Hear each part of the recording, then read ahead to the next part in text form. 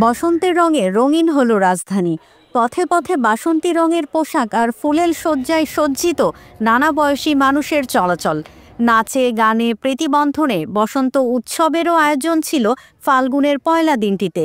Shahbag, TSC, Chandrima উদ্যান, Dhanmondi lake, Ramna পার্কে বাসন্তী সাজে তরুণ তরুণী থেকে শুরু করে ভিড় করেছেন নানা ধর্ম বর্ণ বয়সের বসন্তপ্রেমীরা। বসন্তের উচ্ছ্বাস আর আনন্দ উদযাপন করেছেন তারা। প্রকৃতির রংমাখা পোশাকে সেজে সামিল নানা বয়সী মানুষ। বসন্তের আগমন যে হৃদয়েও দোলা দিয়েছে, সে অনুভূতি ফুটে উঠল তাদের কথায়। তাদের প্রত্যাশা প্রকৃতি আর পোশাকের রঙের ছটা ছড়িয়ে পড়ুক অন্তরে অন্তরে। খুব এনজয় করছি। আমি আসলে বাইরে থাকি, তো অনেক বছর পরে আমি সেলিব্রেট করতে এই দেশের একটা এনভায়রনমেন্টে সেলিব্রেট করছি। আর আমার লং টাইমের আমার বেস্ট ফ্রেন্ড সিন্স চাইল্ডহুড, ছোটোবেলার, ওর সাথে আজকে দিনটা শেয়ার করছি। আর সবাইকে দেখছি সবাই সেজে গুজিয়ে দিনটিকে বরণ করছে, পালন করছে। এটা দেখতে আরও বেশি ভালো লাগছে। বসন্তে হলুদ, বাসন্তী এই রঙগুলোকে প্রাধান্য দেওয়া হয়, কিন্তু আমি মনে করি উৎসবের নির্দিষ্ট কোনো রঙ নেই।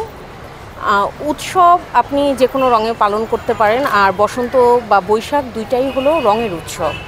আপনি যেই রং করবেন, যেই উজ্জ্বল রং ক্যারি করবেন, আপনি সুন্দর করে ক্যারি করতে পারলে যে কোনো রঙে আপনি সুন্দর। আর খাবারের কথা যদি বলা হয়, তাহলে এখনও যেহেতু শীতের একটা আমেজ রয়েছে, পিঠার একটা প্রাধান্য পায় এই সময়, কিন্তু দেশীয় খাবার যে কোনোটাই। পয়লা ফাল্গুনের সঙ্গে বিশ্ব ভালোবাসা দিবসও শুক্রবার, ফলে একদিনে দুই আনন্দ উৎসবের উপলক্ষ থাকায় রাজধানীতে আনন্দের আবহ। আমাদের কাছে বসন্ত উৎসবটা খুবই আনন্দের একটা উৎসব। আর একই সাথে যেহেতু শবে বরাত ছিল, সব ঘুরে ফিরে আবার দেখছি যে যেহেতু ভ্যালেন্টাইন্স আবার আমাদের বাংলাদেশিদের উৎসব না, তো এটা আমি পুরা বাদই দেই এই দিনটার জন্য। তবে এই যে একই দিনে যে শবে বরাত পড়েছে, আবার বসন্ত পড়েছে, শবে বরাতের সময় আমরা শবে বরাত উদযাপন করব, নামাজও পড়ব। সেক্ষেত্রে আমরা অল্প পরিসরে ফাল্গুনের উৎসবটাও পালন করব, কারণ এটা আমাদের বাঙালিদের একটা, আমি বলবো, কালচার। বাতাসটা এত বেশি সুন্দর থাকে, পরিবেশটা একদম খুব ঠান্ডাও না, খুব গরমও না।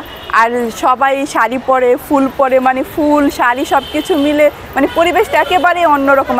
সারা বছরের তুলনায় এটা পুরাই আলাদা। এটার সাথে আর অন্য কোনো কিছুর মিল হয় না।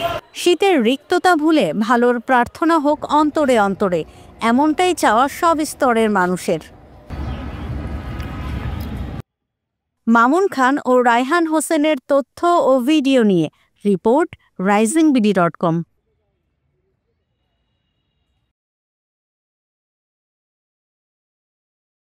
কোটি মানুষের আস্থার ভালোবাসায় 11 বারের মতো দেশের 1 নম্বর রেফ্রিজারেটর ব্র্যান্ড ওয়ালটন।